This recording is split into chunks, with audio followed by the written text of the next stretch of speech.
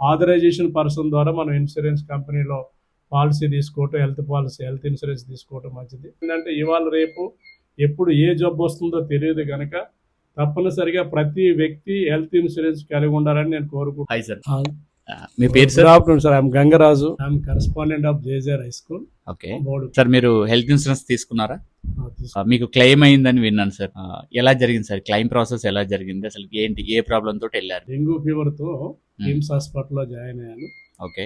Join అయినప్పుడు అక్కడ నాకు దగ్గరగా ₹1,00,000 వరకు బిల్ వేసి పాలసీ చేయించిన రమేష్ సార్కి నేను కాల్ చేశాను. కాల్ చేసినప్పుడు రమేష్ సార్ ఆఫీస్లో మాట్లాడి పాలసీ చేయించినప్పుడు రమేష్ సార్ చెప్పారు, సార్ మన పాలసీ అన్ని దీనిలో ఇంక్లూడ్ అయి ఉన్నాయి, 100% ఇన్సూరెన్స్ మనకు కవర్ అవుతుంది అని చెప్పారు, ఏ హాస్పిటల్ అయినా. అందుకు సార్ మరి 100% కవర్ అవుతుంది అన్నారు కదా, మరి వీళ్ళు ఇలా కాదు అంటున్నారని చెప్పినప్పుడు వారు ఆఫీస్లో మాట్లాడి మళ్ళీ ఈవినింగ్ లోపలే మనకి ఫుల్ అమౌంట్ శాంక్షన్ అయ్యేటట్టుగా చేశారు రమేష్ సార్ వల్ల. సో కాబట్టి ఇన్సూరెన్స్ మనము చేసేటప్పుడు ఇన్సూరెన్స్ కంపెనీనే కాకుండా మనకి ఎవరైతే ఇన్సూరెన్స్ పాలసీ చేయిస్తా వచ్చారో, ఏ ఏజెంట్ అయితే వచ్చారో ఆ ఏజెంట్కి ఆఫీస్తో, ఇన్సూరెన్స్ ఆఫీస్తో ఎలాంటి సంబంధం ఉంది, ఎలాంటి ఆయన యొక్క పొజిషన్ ఏంటి తెలుసుకుని మనం ఇన్సూరెన్స్ చేయడం మంచిది. ఎందుకంటే ఇవాళ రేపు అందరూ కూడా మరి ఏజెంట్లుగా తయారై ఇన్సూరెన్స్ పాలసీలు చేయిస్తున్నారు. చేయించినప్పుడు అవి మరి అవసరం మళ్ళీ చేయించి మళ్ళీ వారు బయటకు వెళ్ళిపోతున్నారు. మళ్ళీ మన అవసరమైనప్పుడు ఆ వ్యక్తి మనకు కనిపించలేదు కనుక ఆథరైజేషన్ పర్సన్ ద్వారా మనం ఇన్సూరెన్స్ కంపెనీలో పాలసీ తీసుకోవటం, హెల్త్ ఇన్సూరెన్స్ తీసుకోవటం మంచిది. కోర్టులో 3 years అయ్యింది. 3 years నుంచి కూడా మరి రమేష్ సార్ మరి ప్రత్యేకమైన స్పెషల్ కేర్ తీసుకొని రెన్యువల్ చేయటం విషయంలో కానీ, అలాగే ఏదైనా ప్రాబ్లం వచ్చినప్పుడు అది మళ్ళీ ఇన్సూరెన్స్ శాంక్షన్ అయ్యే విషయంలో కూడా మరి పర్సనల్గా ఇంట్రెస్ట్ తీసుకుని చేయటం జరుగుతుంది.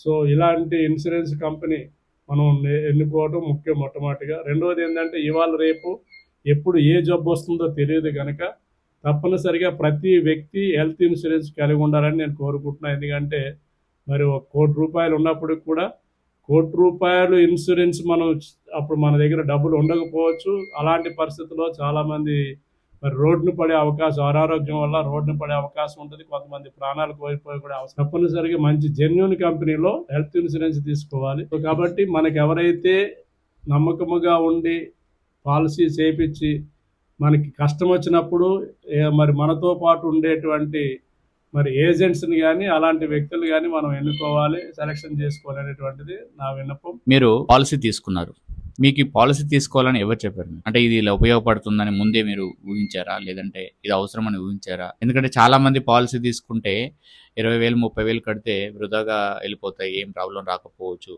కట్టి వేస్ట్ అనే అభిప్రాయం ఉంటుంది. సో మీకు ఎలా ఉపయోగం అనిపించి మీరు కట్టారు? మొట్టమొదటిగా నేనైతే యాక్చువల్గా హెల్త్ ఇన్సూరెన్స్ మీద నాకు అంత అవగాహన లేదు. కానీ ఆంధ్ర బ్యాంక్ వాళ్ళు అప్పుడు ఆరోగ్య దాన్ అనేటువంటి ప్రోగ్రామ్ ఒకటి పెట్టి ప్రతి కస్టమర్ చేత హెల్త్ ఇన్సూరెన్స్ చేయించి ఆ రకంగా నేను అసలు హెల్త్ ఇన్సూరెన్స్ అనేది అప్పటి వరకు నాకు తెలియదు. సో చేయించిన తర్వాత దానివల్ల నాకు నా భార్య కూడా రెండు కళ్ళు క్యాటరాక్ట్ ఆపరేషన్ జరిగినాయి. వాటి అమౌంట్ కూడా అప్పుడు ఆ పాలసీల ద్వారా మేము పొందడం జరిగింది. అదేవిధంగా 3 సంవత్సరాల నుంచి రమేష్ సార్ మాతో పాటు ఉన్నప్పుడు మరి నాకు డెంగ్యూ ఫీవర్ వచ్చినప్పుడు కూడా వారే మరి మాకు హెల్ప్ చేసి ఆ అమౌంట్ అంతా కూడా రావడానికి సాయశక్తిలో ప్రయత్నం చేశారు. దానివల్ల ఏంటంటే ఒక్క పైసా కూడా కట్టకుండా మన అనారోగ్య పరిస్థితి నుంచి బయటపడటం జరిగింది. అమౌంట్ ఎంత వచ్చింది సార్? టైం యాక్చువల్గా వాళ్ళు ₹1,00,000 పైన చేశారు. అసలు రాదు అని చెప్పారు ఇన్సూరెన్స్ కంపెనీ వాళ్ళు. అలాంటి పరిస్థితుల్లో నాకు ఎవరైతే పాలసీ రమేష్ సార్ పాలసీ చేయించారు కాబట్టి రమేష్ సార్కి కాల్ చేసి, సార్ మరి డెంగ్యూ ఫీవర్కి రాదు అంటున్నారు అన్నప్పుడు, అలా కాదు సార్ మీరు చెప్పారు కదా అప్పుడు అన్నీ కవర్ అవుతాయి అని చెప్పేసి అడిగినప్పుడు, లేదు సార్ మన దానికి అన్నీ కవర్ అవుతాయి, మీరు స్పెషల్ రూమ్లో కూడా ఉండొచ్చు అని ఆయన నన్ను భరోసా ఇచ్చి కంపెనీతో మాట్లాడి 86,000 వరకు అమౌంట్ వచ్చేటట్టుగా వారు ప్రయత్నం చేశారు. వచ్చినాయి, శాంక్షన్ అయినాయి కూడా. మీరేమైనా హాస్పిటల్లో కట్టారా? ఒక 25,000 కట్టారు. అది కూడా రమేష్ సార్ కట్టవలసిన అవసరం లేదన్నారు, కానీ హాస్పిటల్ వాళ్ళకి బలవంత పెట్టడం వల్ల నేను కట్టవాలి. అది ఒకసారి అప్రూవల్ చూపిస్తారండి. మీ పేరు Gangaraju. Total authorization amount is 84,000. Amount to be paid by insured. ఇక్కడ కస్టమర్ పే చేయాల్సింది 2,710, 2,700 మాత్రమే. బట్ హాస్పిటల్ వాళ్ళు ఏదో ప్రెజర్ చేసేసి 25,000 పే చేయించుకున్నారు. ఇలాంటి మోసాలు కూడా జరుగుతున్నాయి హాస్పిటల్లో.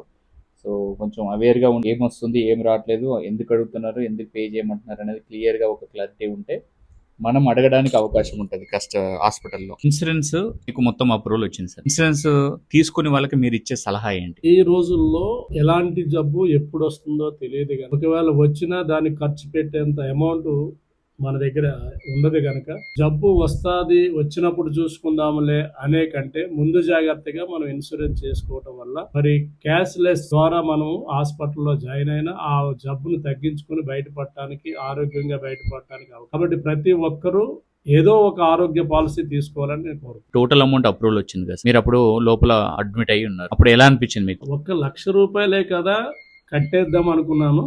ఓకే. కానీ అనుకోకుండా అవ్వదు కాదు అనుకున్నప్పుడు అది ఎప్పుడైతే అమౌంట్ మళ్ళీ శాంక్షన్ అయిందని వచ్చి మన హాస్పిటల్ వాళ్ళు చెప్పారో అప్పుడు చాలా ఆనందం వేసింది. నిజమే కదా, ఒకవేళ లేని పరిస్థితి ఉంటే ఇప్పుడు ఈ హాస్పిటల్ నుంచి నేను ఎలా బయటపడతాను అనేటువంటి ఆవేదన చెందాను. అప్పటి వరకు వచ్చినప్పుడు హ్యాపీగా బయటికి రావడం జరిగింది. సో కాబట్టి మనం హెల్త్ ఇన్సూరెన్స్ చేయడం వల్ల మనం నష్టపోయేది 20,000, 30,000, 50,000 నష్టపోతున్నాం అనుకుంటున్నాం. కానీ ₹1,00,000 ఖర్చు పెట్టవలసి వచ్చినప్పుడు అది మన సాధ్యం కాదు కనుక అది ఇన్సూరెన్స్ కంపెనీ వాళ్ళు ఆ హెల్ప్ మనకు చేస్తున్నారు కనుక తప్పనిసరిగా ప్రతి ఒక్కరూ హెల్త్ ఇన్సూరెన్స్ తీసుకోవటం మంచిది. సార్, ఇప్పుడు మార్కెట్లో చాలా మంది ఏజెంట్స్ ఉన్నారు. సో అందరూ పాలసీ సేల్ చేస్తారు. ఎవరి దగ్గర పాలసీ తీసుకుంటే బాగుంటుంది, ఎవరి దగ్గర తీసుకుంటే క్లెయిమ్ ప్రాసెస్ ఈజీ అవుతుంది? ఇవాళ రేపు అనేక మంది ఏజెంట్స్ మరి పాలసీలు చేపిస్తున్నారు. అది ఇన్సూరెన్స్ కానీ హెల్త్ ఇన్సూరెన్స్ కానీ అలాగే ఇన్సూరెన్స్ అనేటువంటిది చేసేటప్పుడు చేయించేటువంటి ఏజెంట్కి ఆ కంపెనీ మీద ఎంత అవగాహన ఉంది, ఎంత పట్టు ఉంది, కష్టం వచ్చినప్పుడు ఆయన మనకు ఉపయోగపడతాడా లేదనే విషయాన్ని గుర్తులో పెట్టుకొని కష్టపడి కంపెనీతో సంబంధాలు ఉన్నటువంటి ఏజెంట్స్తో పనిచేసే ఏజెంట్తో మనం ఇన్సూరెన్స్ చేసుకోవటం మంచిది. ఎవరు పడితే వాళ్ళకి ఇన్సూరెన్స్ చేసి తర్వాత వాళ్ళు కష్టంలో మనకు సహాయం పడినప్పుడు మనం చేసిన ఇన్సూరెన్స్ కూడా వేస్ట్ అవుతుంది కనుక ఇన్సూరెన్స్ చేయించేటప్పుడే ఇన్సూరెన్స్ చేయించేటువంటి వ్యక్తి యొక్క మరి ఆయన యొక్క కంపెనీలో ఆయనకు ఉన్నటువంటి పరపతి ఏమిటి, మన ఎడల రేపొద్దుట ఆయన చేయగలిగేటువంటి సహాయం ఎలా ఉంటుంది, ఈయన సేవా దృక్పథం ఉన్నవాడా లేక ఫైనాన్షియల్ క్రైసిస్ మీదే వస్తున్నాడా అనేటువంటి దాన్ని దృష్టిలో పెట్టుకుని కంపెనీతో పోరాడి మనకి మన అవసరాలను తీర్చే వ్యక్తి ఎవరైతే ఉన్నారో లైక్ నాకు రమేష్ సార్ చేస్తున్నారు కనుక అలాగే మంచి వ్యక్తిని సర్వీస్ చేసే వ్యక్తి దగ్గరే మనము పాలసీ చేయటం. అలాగే 7 lakhs ఉన్న నా బెనిఫిట్ని ఈ రోజుకి 28 lakhs బెనిఫిట్ పొందేటట్టుగా చేయడానికి మరి రమేష్ సార్ కృషి కూడా ఉంది. కాబట్టి రమేష్ సార్కి థ్యాంక్స్ చెప్తున్నాను.